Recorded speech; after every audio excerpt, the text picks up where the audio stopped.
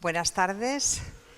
Mi nombre es Patricia Muñoz, soy del Servicio de Microbiología y Enfermedades Infecciosas del Hospital Gregorio Marañón y es para mí un placer daros la bienvenida a esta jornada breve en la que pretendemos actualizar lo que ha publicado la comunidad científica en el último año, más o menos. A Ana le hemos dado un poquito más de periodo, porque como tiene bichos raros, le hemos dejado que se vaya un poquito más atrás, en el último año de infecciones fúngicas invasivas.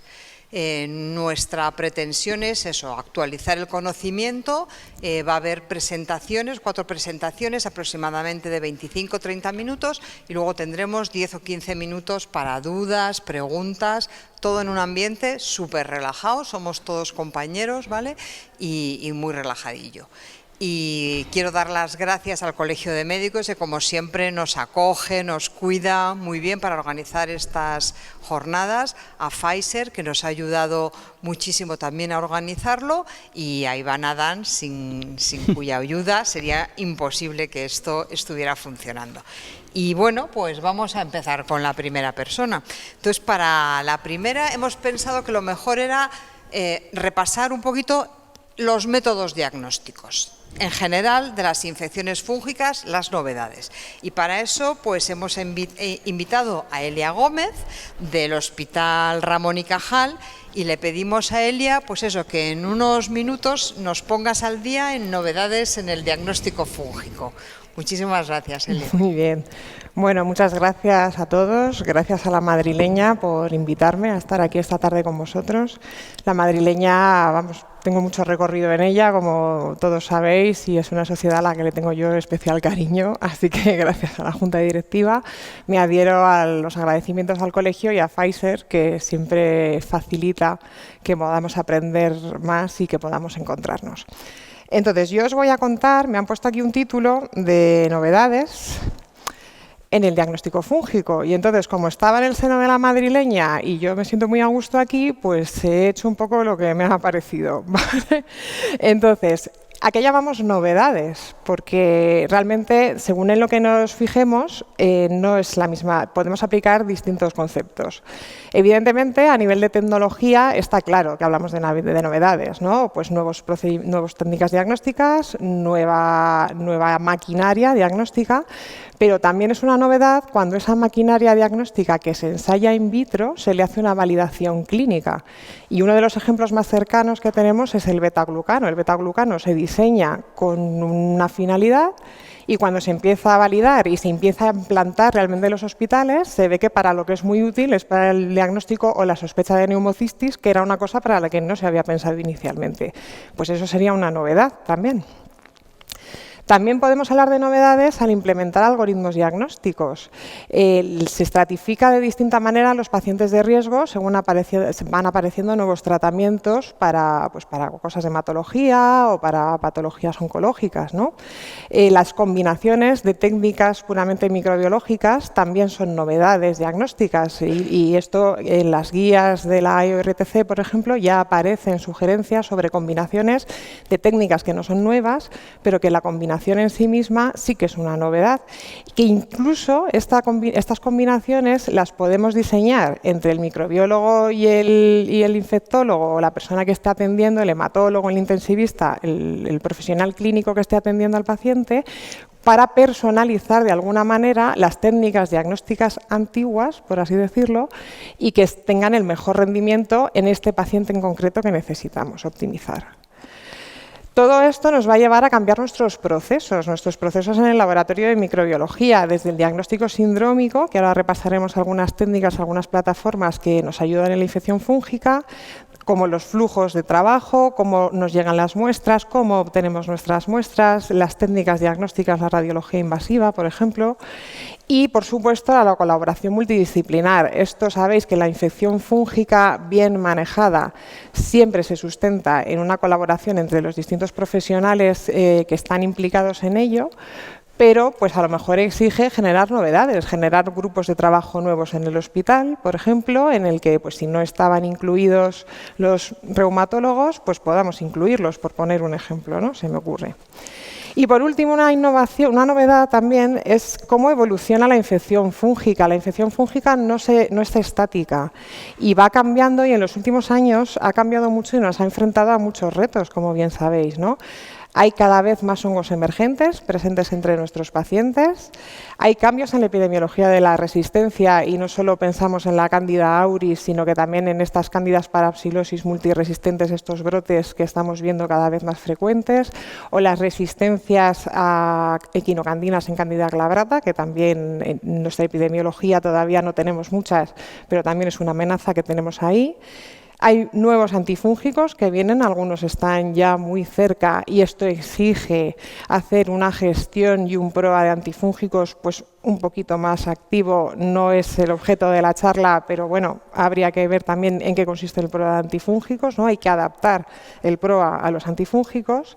Y luego, como he mencionado antes, hay fármacos nuevos que no son del mundo de las infecciosas, pero que sí que inmunosuprimen selectivamente algunos niveles a nuestros pacientes, y eso condiciona que se favorezcan ciertas infecciones fúngicas que no son nuevas, pero que teníamos quizá un poquito, pues no sé si olvidadas, pero no es en lo primero que pensamos, ¿no?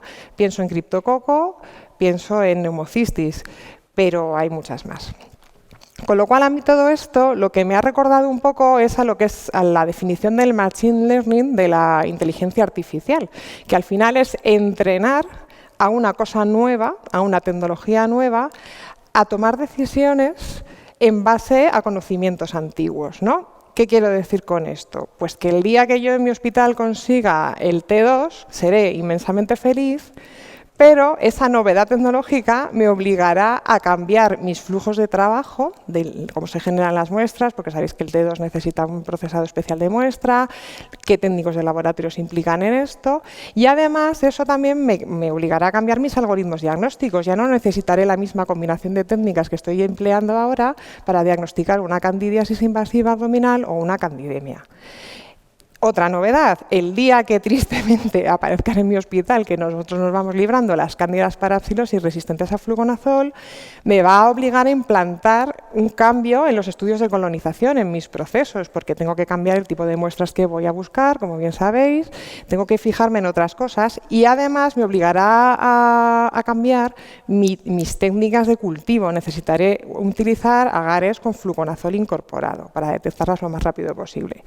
¿Qué quiero decir con esto? Voy a repasar lo que son novedades tecnológicas, las más últimas y las más novedosas, valga la redundancia, que muchas de ellas aún no tienen validación clínica o tienen muy poca validación clínica, pero lo que quiero es lanzaros un poco la idea de que la novedad no depende solo de que tenga la última tecnología. Evidentemente, necesito la mejor tecnología para atender a mis clínicos que ven la infección fúngica y a los pacientes lo mejor posible, pero tengo que saber usarla también, ¿no? Entonces, 3 diapositivas de generalidades sobre la infección fúngica, que esto lo sabemos, pero a mí me gusta repasarlo, porque esto condiciona mucho lo que luego con las técnicas diagnósticas podemos conseguir decir o si está o no está, que los valores predictivos negativos, como bien sabéis, muchas veces son más importantes que los positivos. Sabéis que nosotros inhalamos conidias, si el sistema inmunitario no es capaz de aclararlas en el árbol respiratorio, eso acabará invadiendo y se diseminará por distintos órganos. Y luego hay otro foco también de nuestra propia microbiota normal del cuerpo que puede diseminar a distintos órganos y eso nos hará posible detectar antígenos o anticuerpos frente a esas infecciones. Todo esto va a venir condicionado por la inmunidad del paciente, por supuesto, como bien sabéis, pero por muchas otras cosas, por la propia microbiota que hay en el lugar de la infección. Y hay estudios que demuestran que los virus en el árbol respiratorio condicionan que se pueda facilitar el crecimiento de hifas de algunos hongos frente a otros, por ejemplo, ¿no? Las intervenciones médicas, el tratamiento antifúngico previo. Todo esto lo sabemos, pero me gustaba repasarlo. Y entonces, otra generalidad sobre técnicas moleculares. Sabéis que tenemos distintas técnicas moleculares que van desde detectar cosas específicas, PCR de Aspergillus, hasta hacer secuenciación masiva. Claro, esto es fantástico y fenomenal pensando en cuando tengo una sospecha de infección fúngica, pero no sospecho exactamente mi paciente tiene factores de riesgo para poder tenerlo todo, pero no puedo afinar. Pero ¿qué sucede? Que cuanto más quiero abarcar los métodos de secuenciación masiva, menos específico y menos sensible es mi resultado. Y hay algunas cosas que tienen ensayos que están siendo muy prometedores, pero no dejan de ser ensayos. Por no hablar de que cuando busco a lo grande, todo el material fúngico que me pueda encontrar en una muestra, me voy a encontrar cosas que están haciendo infecciones, pero también me puedo encontrar cosas que están, lo que clásicamente hemos llamado colonizando, o que forman parte del micobioma normal y que tampoco sabemos hasta ahora muy bien qué papel tienen, si favorecen infecciones o si al revés, si lo que están es frenando algunas otras cosas. Y por último esto, que es el ABC de las técnicas moleculares en diagnóstico fúngico, que son las regiones que se van a amplificar. El 18S, estas son las ITS famosas, que son las regiones que separan los trozos de 18S del 5S ribosomal, y esta otra región en negro que se llama D1, D2, porque vamos a hablar de ella para que sepáis de lo que hablamos. Vale, secuenciación sobre muestra clínica, es decir, yo tengo un lavador oncoalveolar, lo voy a meter en un termociclador y me va a decir qué hongo hay ahí. Esa es la idea inicial, ¿no? Bueno, pues esto es bastante complicado porque depende mucho del tipo de muestra. Cuanto menos estéril sea, lógicamente, más flora acompañante vamos a encontrar. Y sobre todo, como vais a ver ahora, hay dos métodos fundamentales. Lo que es buscar el barcoding, el código de barras de los hongos, que sería como su identificación, pues eso, como un chip que tienen, ¿no? Que son las regiones ITS1. Y el factor de elongación, lo que ocurre es que no tenemos bases de datos depuradas. Cuando a veces nos oís a los microbiólogos, no, es que hablando de NGS, que también hablaré ahora después, y el problema es el mismo. No, es que me amplifica algo, sé que hay un hongo, pero no te puedo decir exactamente qué es, porque la base de datos no me devuelve una respuesta. ¿Qué ocurre? Que las bases de datos de los seres eucariotas, que los hongos son eucariotas como nosotros los humanos, son mucho más complicadas de tener depuradas y de tener limpias, no son como las de las bacterias. Por eso, cuando nosotros hacemos una amplificación de hongos, no siempre es fácil llegar a saber qué género es y muchas veces es muy complicado, aun sabiendo el género, llegar a saber qué especie es. Os pongo aquí que hay esfuerzos de asociaciones de la Asociación Europea de Micología Médica por estandarizar y por tener unas bases de datos accesibles, públicas y fiables, y bueno, pues que han llegado a poder identificar, a depositar una serie de secuencias que, amplificando y secuenciando estos dos factores genéticos, nos llegan a poder diferenciar hasta 645 especies, cosa que está bastante bien. Aplicación clínica de esto, hay experiencias, pero necesita validación, todavía necesitaría validación. La secuenciación masiva, ¿no? El NGS, que también está ahora muy de moda, así secuenciamos las variantes de los virus, del COVID y nos da muchísima información. Bueno, pues a nivel de infección fúngica tiene luces que están ahí, que nos ha ayudado a describir el micobioma pulmonar en condiciones basales. El pulmón resulta que no es un territorio estéril, tiene un montón de microorganismos y entre ellos tiene hongos también de forma normal. Nos ha ayudado a describir cómo es el micobioma pulmonar cuando hay una infección fúngica invasiva, que cambia bastante del micobioma normal, en condiciones normales. Hay tecnología que nos ayuda a diagnosticar neumocistis giroveci con un minión de estos, que es un aparatito pequeño que hace secuenciación masiva. Tú metes ahí tu lavado broncoalveolar y puedes decir si hay neumocistis o no, y eso ya está ensayado en algunos hospitales. Y luego nos ha servido para describir brotes. Sabéis que ha habido un par de brotes ya hace un tiempo pues bastante notorios de infección fúngica por hongos que suelen ser ambientales y que no nos los encontramos normalmente, como el de Xeroirum rostratum asociado a los corticoides y el del ondansetron, el del Sarocladium, que esto se hizo por NGS. Se pudo llegar a saber que era un brote asociado a viales, a dispositivos que se estaban poniendo en los pacientes gracias a secuenciación masiva. Y luego, por supuesto, supuesto, gracias a secuenciación masiva, hemos podido clasificar las Candidas auris que tan locos nos traen en algunas zonas y saber que no solo es un clon, que son 4 clados distintos y cómo se comportan, y eso explica un poco tienen ciertas diferencias en su comportamiento epidemiológico y de transmisión. ¿Qué es lo que le pasa a la secuenciación masiva para el diagnóstico fúngico? Pues que también tiene sombras, tiene opciones de mejora y son sobre todo tecnológicas. Por eso, como veis ahí, son cuestiones de tratamiento de la toma de muestra previo a hacer PCRs, de alicuotados, de la preparación de las librerías para luego las secuencias, y a nivel bioinformático, fijaos, las bases de la secuencia que hacen falta que estén homologadas y que sean de calidad. Por supuesto, todo eso hay que interpretarlo en el contexto clínico del paciente. Aquí el trabajo multidisciplinar sí que es fundamental. Yo no puedo mandar y pedir secuenciación masiva fúngica sobre un lavado broncoalveolar sin saber si ese paciente está inmunosuprimido o no, tiene determinados factores de riesgo, porque el resultado no lo voy a poder interpretar nunca. Bueno, detección molecular de resistencia a antifúngicos. Sabéis que la resistencia a antifúngicos cada vez es más necesario monitorizarla, sobre todo en hongos filamentosos. La epidemiología está cambiando y está cambiando bastante y bastante rápido. Y entonces las técnicas fenotípicas de toda la vida pues son lentas porque necesitamos esporular los hongos. Bueno, pues hay ensayos de detección molecular. Esto es una diapo que voy a pasar rápido para recordaros que en la resistencia Aspergillus, de azoles en Aspergillus, viene condicionada sobre todo por mutaciones en el gen CYP51A y por unas sobreexpresiones de esta diana, por mutaciones en el tándem del promotor. Y lo que sí que se ha visto es que cuando yo detecto estas mutaciones genéticamente, tiene mucha correlación con lo que luego pasa fenotípicamente. Es decir, que yo vea una mutación realmente se correlaciona con un aumento en las CMIs frente a los azoles. Hay muchas experiencias sobre cultivo crecido, pero también hay sistemas comerciales que nos detectan, además de la presencia de Aspergillus, la presencia de determinadas mutaciones de resistencia y podríamos decir con bastante seguridad que serían persistentes, que el antifúngico en ese caso no sería activo. Aquí hay algunos de ellos. Os pongo aquí una tabla de resumen y aquí hay algunos de ellos que sabéis que están comercializados y que los estamos usando. Con respecto a la resistencia a azoles en cándida, los mecanismos de resistencia son mucho más complejos. No es que sean complejos, son más variados, perdón. Aunque es verdad que hay dos predominantes, aquí lo que sí que se ha visto es que el hecho de que yo genéticamente detecte una mutación no condiciona directamente que haya una resistencia, una bajada de sensibilidad frente a ese antifúngico.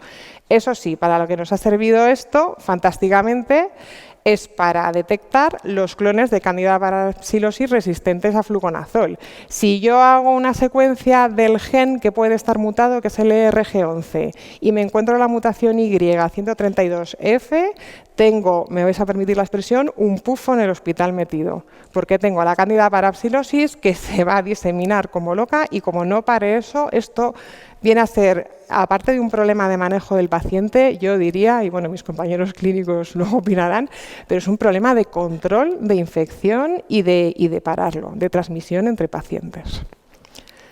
La resistencia a quinocandinas en cándida sabéis que viene codificada por mutaciones en los genes FKS, que sintetizan la enzima, que codifican para la síntesis de la enzima, y aquí sí que se ha visto que secuenciar esos genes y ver si hay mutaciones se relaciona directamente también con fenotipia.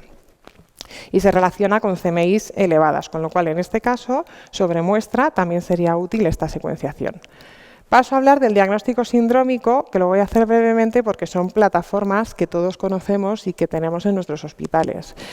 El asunto con el diagnóstico sindrómico es que tenemos que cambiar la mentalidad completamente. Yo voy buscando el causante de una sepsis o de una meningitis. No voy buscando el hongo que puede estar detrás de que mi paciente tenga síntomas meningios. Entonces, en este contexto, volvemos un poco a la frase esa de que mucho abarca, poco aprieta desde el punto de vista de la tecnología puramente microbiológica. Hay plataformas para meningitis que incluyen diagnóstico de hongos o detección de hongos, en concreto de Cryptococcus neoformans, como sabéis, pero también sabéis que el método de extracción de DNA que utiliza esa plataforma no es eficiente del todo para romper la pared del criptococo, y por eso cuando hacemos esa PCR puede salirnos criptococo negativo y estar delante de una meningitis criptocócica. Y de hecho hay ensayos y hay publicaciones en los que dicen que hacer esa PCR para meningitis criptocócica no mejora el rendimiento frente a hacer el antígeno de cripto de toda la vida en líquido cefalorraquídeo. Hay paneles para neumonía, que también sabéis que son específicos para hongos, no para neumonías en general, aunque estos todavía no están bien evaluados clínicamente.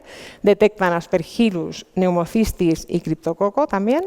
Y luego los paneles del hemocultivo, que estos hay varios sistemas y en los hospitales los tenemos, ¿no? Detectan normalmente PCRs múltiples, distintas especies de cándida. Y la limitación, por así decirlo, que tienen es que se tienen que realizar sobre hemocultivo ya positivo, con lo cual esa demora de tiempo pues la tendríamos ahí. La detección molecular por PCR, vuelvo a lo mismo. Las panfúngicas a los clínicos os encantan, a los de laboratorio también nos encantan, pero tenemos que saber interpretarlas y tenemos que tener mucho cuidado con la secuencia que obtenemos.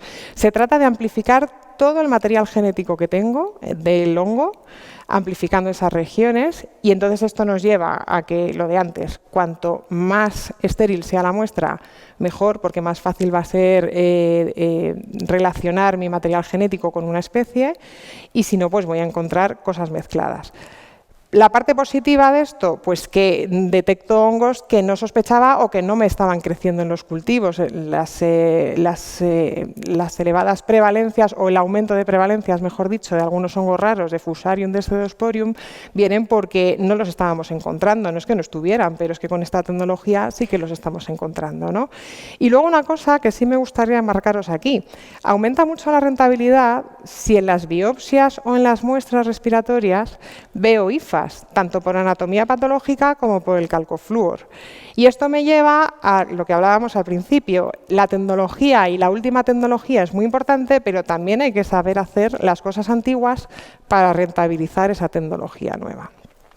Os pongo aquí para hablaros un poco de la pérdida de sensibilidad que hablábamos antes y las regiones que amplifican. Detección de mucormicosis por métodos moleculares. Hay ensayos y hay experiencias. Sabéis que hay un aumento en la prevalencia, sería uno de esos hongos que empieza a ser más prevalente, y esto es un poco la pescadilla que se muerde la cola. ¿Es que hay más mucormicosis o es que ahora los estamos encontrando más? Porque las buscamos más, afinamos más con el diagnóstico, biopsiamos más y entonces nos las encontramos más. Pues no lo sabemos, pero la realidad es que eso está ahí. Aquí sí que me gustaría aclarar y remarcar que cuando hablamos de mucormicosis, cuando hablamos de aspergilosis, Aspergillus es un género que tiene una serie de especies. Pero cuando hablamos de mucormicosis, mucor es un orden que comprende 4 o 5 familias que a su vez tienen varios géneros, que a su vez tienen varias especies. Con lo cual la dificultad técnica para hacer una PCR fiable, sensible y específica es muy elevada. ¿Por qué no hay PCRs de mucor si las hay de Aspergillus? Pues por esto, porque no estamos hablando de géneros, estamos hablando de un orden entero. Hay esfuerzos de estandarización por distintos comités, y luego sabéis también que los mucorales, como son hongos que taxonómicamente son muy antiguos, no tienen tabiques en sus hifas, requieren una manipulación muy cuidadosa de las biopsias, porque esas hifas se rompen, no se pueden formalizar, no se deben refrigerar y tenemos que tener un poco de cuidado. Hay distintas técnicas, hay algunas que no están todavía comercializadas a nivel de clínica, pero se han probado a nivel experimental con muestras biológicas de pacientes con infección fúngica. Y os pongo aquí una cosa de una PCR para hacer de forma rápida, como si fuera un LFD, un lateral flow, pero con tecnología PCR, que está en ensayo, que detecta la presencia de unos genes que codifican las esporas que van a hacer que luego germine el hongo en los tejidos, y que parece bastante prometedor. Insisto, esto es muy preliminar, pero esto tiene bastante buena pinta. Neumocistis, sabéis que nos vamos a la PCR ya para diagnosticar. La inmunofluorescencia directa es una técnica que necesita muy buen entrenamiento del observador y en ese caso es muy específica, pero la sensibilidad es baja. Pero ¿cuál es el problema que tenemos con las PCRs de neumocistis? Pues que hay muchas colonizaciones, hay neumonías o cuadros clínicos asintomáticos, mejor dicho, no neumonías, y entonces un positivo por PCR de neumocistis no necesariamente quiere decir que yo tenga que tratar a ese paciente o quiere decir que le pueda retirar o no retirar la profilaxis según como lo tenga. Entonces, en este caso, lo que hay es un esfuerzo importante de estandarizar qué puntos de corte de copias de DNA que estoy amplificando serían los que tengo que aplicar según el tipo de paciente. Yo creo que más o menos en todos los hospitales terciarios estamos utilizando PCR de neumocistis cuantitativa y yo creo que cuando vuestros microbiólogos os dan el informe o los microbiólogos que estáis en la sala damos el informe, tenemos que revisar con el clínico de la mano la probabilidad de que de verdad haya una neumonía por neumocistis ahí, porque un positivo, insisto, o sea, los valores predictivos tanto positivos como negativos, están por afinar bastante, incluso por tipo de paciente, por estratificación de riesgo. Para detectar candidiasis invasiva hay muchas PCRs en plataformas comercializadas. Esto ha supuesto un esfuerzo de estandarización muy grande también. Y al final nos pasa un poco lo mismo. Para poder establecer el rendimiento diagnóstico necesitamos conocer la prevalencia. Como la prevalencia al gol estándar nos lo calcula el hemocultivo y el hemocultivo da de sí lo que da, que es más o menos el 50%, pues estamos ante un punto en el que tenemos que PCRear para saber qué es lo que hay, pero no podemos calcular realmente el rendimiento diagnóstico de todas estas técnicas. Depende mucho de la prevalencia, como veis ahí, hay valores predictivos negativos del 100% en prevalencias altas, pero conocer la prevalencia no siempre es sencillo. Y lo que sí que está claro es que para la detección de candidiasis invasiva precoz y poder ver si pongo un antifúngico en profilaxis o no, hay que combinar técnicas basadas en betaglucano y en PCR, a ser posible, y si no, en betaglucano y en hemocultivo. El T2 sería lo que nos solucionaría mucho esto, pero sabéis que el T2 es una técnica muy novedosa, es muy sensible, es bastante específico, es rápida también, que es una cosa que nos ayuda mucho. También depende un poco de las prevalencias que tenga mejor rendimiento diagnóstico o no, y sobre todo lo que ocurre es que como es muy caro, no podemos evaluar bien el coste-efectividad de esta tecnología. Yo creo que todos los que más o menos hemos tenido alguna experiencia con él, o directamente porque lo tenéis, o porque hemos podido participar en ensayos, sabemos que es coste-efectivo cuando metes en el bombo todo lo que implica un paciente con una potencial candidemia y todos sus factores de gravedad. Pero eso hay que demostrárselo a un gerente y es complicado y es la fase en la que estamos todos los que no lo tenemos. Aquí ejemplos de distintas plataformas, simplemente para que veáis pues, que hay varias cosas para diagnóstico molecular de cándida. Detección de Aspergillus, yo creo que esto no hay que hablar mucho. Detectar Aspergillus por PCR, tanto en sangre como en muestra respiratoria, es una técnica útil. Sabemos que en sangre, por ese dibujo que os ponía al principio, necesitamos que el paciente esté neutropénico para que Aspergillus sea capaz de salir a sangre y que yo lo cace con una PCR de sangre periférica o de sangre total, pero sabemos que esto es una técnica útil para anticiparse y para poner profilaxis o quitar o ajustar profilaxis. Mejor en lavado broncoalveolar, claro, lógicamente, y mejor si combinamos técnicas galactomanano con PCR o LFDs, que detectan al final también antígenos de Aspergillus con PCR. Depende de las prevalencias, pero estamos en las mismas. Hay prevalencias que no podemos estimar bien. Y estas son las técnicas. También un poco resumen para que veáis. Una miscelánea muy rápida de cosas que van a ser útiles y que están en ensayo, pero que van a ser muy, muy útiles como nos salgan bien en la validación clínica. La detección de Aspergillus de la sección Fumigati por un LFD en orina, es decir, la antigenuria de Aspergillus. Esto nos va a encantar a todos y esto, por favor, que lo probemos ya todos. Sería muy, muy útil. Solamente es para sección Fumigati, no es para especies crípticas, pero esto resolvería bastante atendiendo a la epidemiología que tenemos. Y la detección de Rhizopus también mediante una antigenuria. Imaginaos lo que puede ser esto en tu paciente crítico, que en un cuarto de hora puedes decir voy a por el mucoral o no voy a por el mucoral, lo biopsio, el TAC. Te cambia completamente el algoritmo diagnóstico y tus procesos. Y detección fenotípica de resistencia de forma rápida. Sabéis que existen estos agares con distintos azoles que nos permiten ver a qué podemos tener presencia de pérdida de sensibilidad. A qué antifúngicos son azoles podríamos tener pérdida de presencia de sensibilidad. En nuestro medio no es muy prevalente la bajada de sensibilidad frente a azoles en Aspergillus, pero esto puede ser una cosa útil si tenemos pacientes en los que podamos sospecharlo. Tienen sus limitaciones, que os pongo ahí, tampoco voy a entrar mucho en detalle, pero esto en España todavía no está comercializado, en otros países de Europa sí, y yo creo que a los microbiólogos pues, nos va a resolver bastante, sobre todo en dar una respuesta rápida. Entonces, con todo esto, he querido hacer un poco un diagrama en el que veis, bueno, pues en las X la validación clínica y en las Y la novedad. Y sobre todo, lo que quiero daros un poco una imagen visual es que técnicas que son antiguas y están bien validadas, tenemos muchas. Técnicas que son más o menos nuevas y están en proceso de validación con bastante buena pinta, también tenemos muchas. Y esto es muy bueno porque siempre vamos a acabar tendiendo a combinar técnicas. Pero es que, ojo, técnicas que son muy nuevas y que no están nada validadas o están en ello, también tenemos bastantes, con lo cual yo creo que el futuro a nivel de diagnóstico puramente microbiológico es bastante prometedor. Y luego ya un último apunte. Las novedades es distinto que innovar. Innovar es introducir novedades en una cosa que ya está. Es cambiar las cosas metiendo novedades. Es el ejemplo que yo os ponía un poco de antes. El día que yo tenga mi T2, tengo una novedad fantástica tecnológica, pero tendré que innovar en todos mis procesos. Y entonces, ya un poco ya de final y un poco para reírnos, esta película, los que tenéis más años, habéis visto, como yo, habéis visto la de los 80 y luego el remake, ¿no? Entonces, este personaje, que es Maverick, decía, no es el avión, es el piloto. Evidentemente, estos tenían la mejor tecnología de aviones, pero no solo es tenerlo mejor, es también saber cómo usarlo. Y ya está. Muchas gracias por vuestra atención.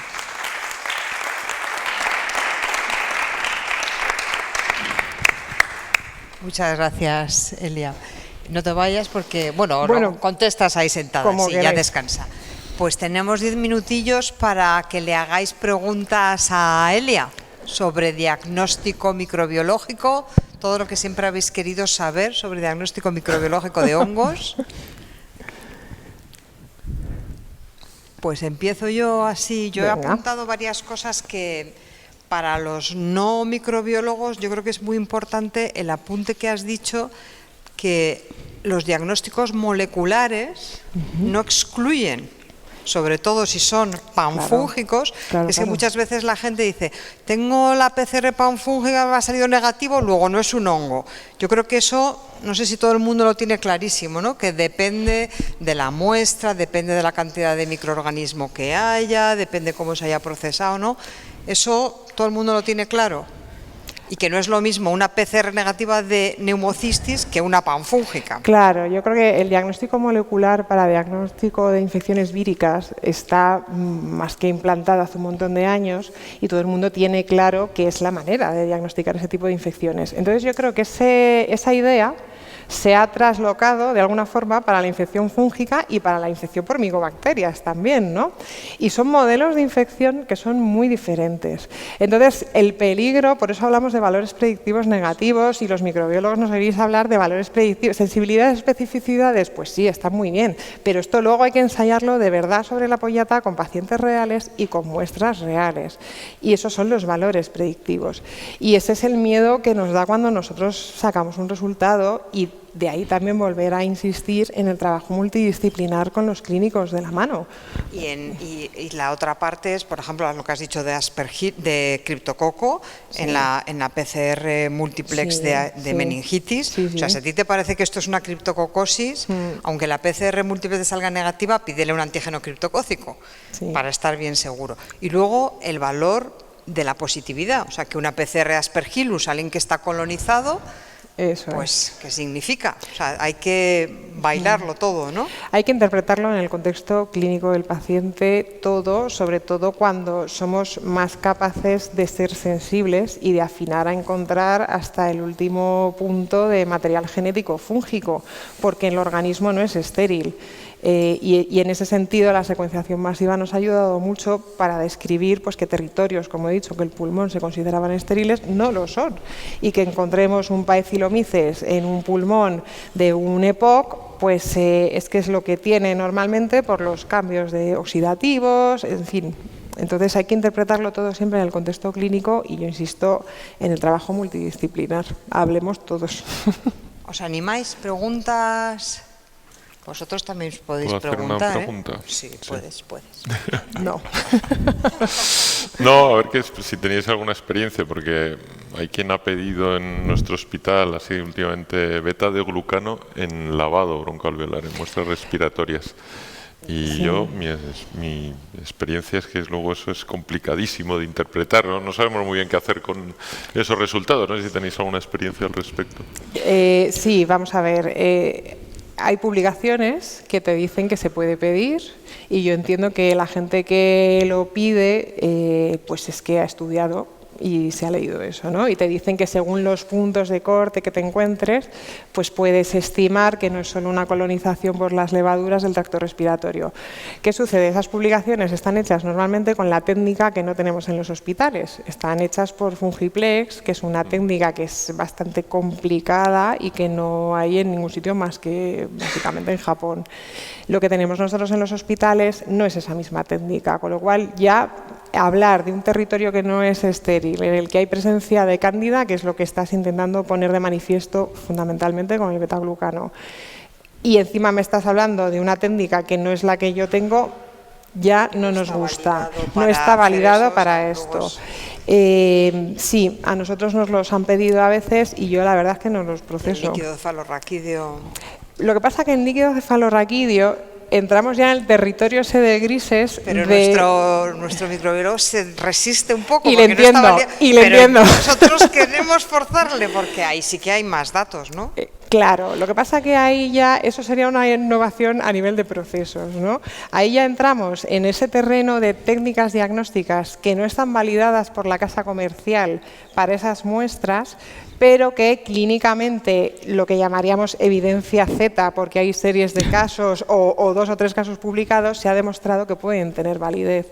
El líquido cefalorraquídeo y el galactomanano o el betaglucano es un ejemplo de esos, pero yo entiendo que eso haya que justificarlo pues muchísimo. Sobre todo que no está validado para esa técnica, entonces ¿cómo voy a hacer algo que no está recomendado por la casa comercial? Y la interpretación de los resultados, y luego como pones, los microbiólogos, una de las cosas que tenemos que tener muy presente es que en el momento que tú emites un informe y eso se sube en la historia clínica del paciente, el clínico que lee esa historia clínica ya tiene por escrito en un documento oficial un positivo. Y no puede a lo mejor no hacer nada sin justificarlo mucho, incluso desde una perspectiva legal. Entonces, tenemos que ser muy cautos con las cosas que interpretamos. La microbiología clínica es una especialidad clínica, interpreta los resultados que emite en un contexto clínico, con ayuda de los clínicos. Pero los microbiólogos tenemos que ser muy cautos y tenemos que tener muy presente que no solo sacamos resultados como churros, que eso luego se vuelca y eso alguien tiene que tomar una decisión con el paciente delante. Y estamos para ser resolutivos y para ayudar, no para complicarle más la existencia al compañero. ¿Alguien se anima a preguntar a Elia? Pues yo sigo. Tú sigue. Detección molecular de mecanismos de resistencia. Fantástico. Tú no tienes el hongo, ya David Denning, ¿te acuerdas? Cuando sacó el Sí, CID sí, esto aquel, lleva dando que vueltas. él detectaba mecanismo de resistencia de un paciente que no teníamos cultivado el Aspergillus y que eso decía él que se correlacionaba. Sí. Tú has dado la idea de que si eso lo detectas en Aspergillus, ¿te lo crees? Que si lo detectas en Cándida no tiene tanta traducción, ¿no? Eso me ha parecido muy Efectivamente, interesante. sí que hay una relación hace ya varios años, lo que somos ya más mayores, conocemos estos papers, que se puso eso de manifiesto. Un poco la alarma era, estamos infravalorando la posible resistencia a antifúngicos porque no conseguimos cultivar el hongo en las muestras y sin embargo eso está ahí y quizá parte de los fracasos terapéuticos, o no fracasos, sino de las malas evoluciones, vienen dadas por esto, ¿no? En el caso de Aspergillus sí que está demostrado que cuando tú detectas una mutación en el CYP51A o en los promotores, en el TR28, sí que se corresponde con una disminución en la CMI, cuando tú haces una CMI con el hongo crecido. En el caso de Cándida hay tantos factores que pueden influir que no está nada claro y de hecho no se aplica la detección molecular, salvo para la descripción de brotes, que en el caso de la parapsilosis es que eso es lo que se está utilizando, claro. ¿Queréis preguntarle algo más o no sé cómo vamos de hora? Oh, perfectos, vamos. Me alegro. Pues pasamos al siguiente, si nadie. Luego, de todas maneras, estarán por aquí tomando café.